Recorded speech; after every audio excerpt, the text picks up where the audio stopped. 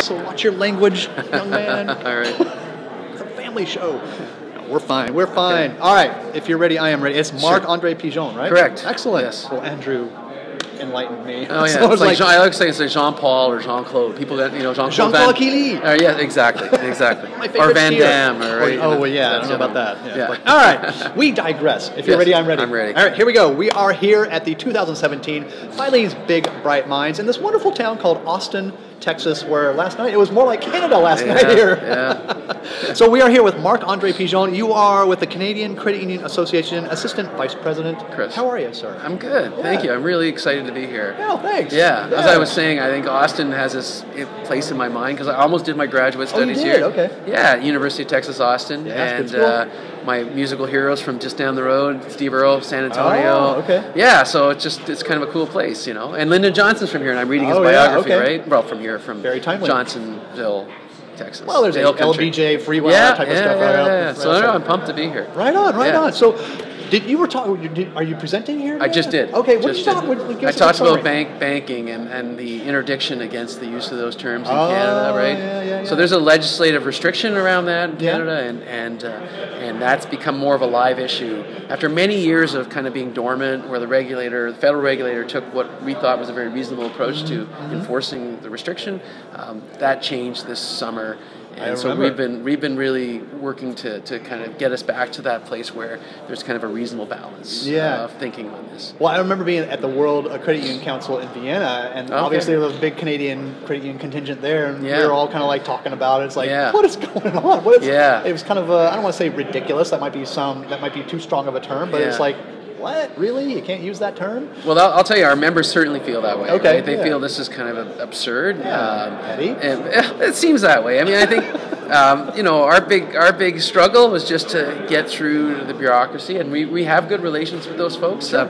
And they felt their hands were tied. The legislation says what it says, and so they did what they felt they had to do. Okay. But our view was, you exercise discretion in the past. Sure. Why not continue that? Sure. So now we're just hoping to get it fixed, right? So in a more permanent way. So we're not relying on the discretion of a regulator, but something more legislative. Where are we with that? Because I heard there was some headway in that area where they were going to go back to their discretionary ways. Well, the federal government had a consultation that they launched in August on this and other issues, but this was our marquee issue, and that consultation's come to an end, and we're hopeful. The minister has signaled that he wants to address this, so the Minister of Finance, who has the hammer on this, and so we're kind of in a wait-and-see mode. Okay, gotcha. But cautiously optimistic, I guess is how I'd frame it.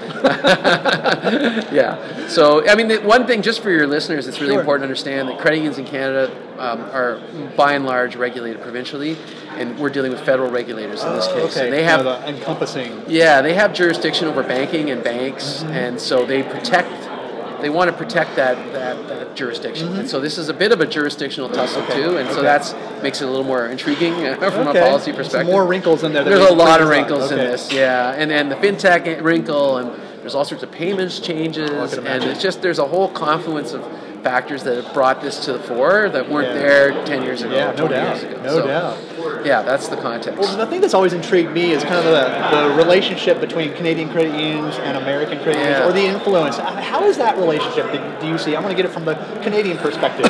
Yeah, I think we look to the U.S. In a lot of ways. So from a government, we look to you guys as well. Yeah. Well, I can talk a bit about that, but let me tell you a bit of what we take from you guys, because your government relations work is superb, right? Your CUNA and what they do at the big GAC event. We've really picked up that model and applied it, and it's given us a bit of a strategic advantage. Oh, cool. Right? Like the banks.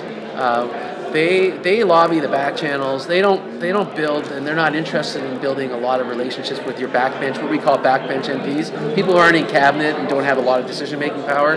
But we do. We build relationships with those people because they relate to our local business model, and we've really used that to our advantage in this banking campaign. But we took inspiration for that from the U.S., recognizing that our political systems are very, very, very different. A little bit. There's limits to what we can do relative to what you can do, but all the same, we've really stepped up our game thanks to CUNA. And Wisconsin, I want to say. Wisconsin They're like they're our gold top shelf GR people from our perspective. Good folks in Wisconsin. And the other thing, just one other thing, is you have your own separate federal credit union legislation. We think that's really cool.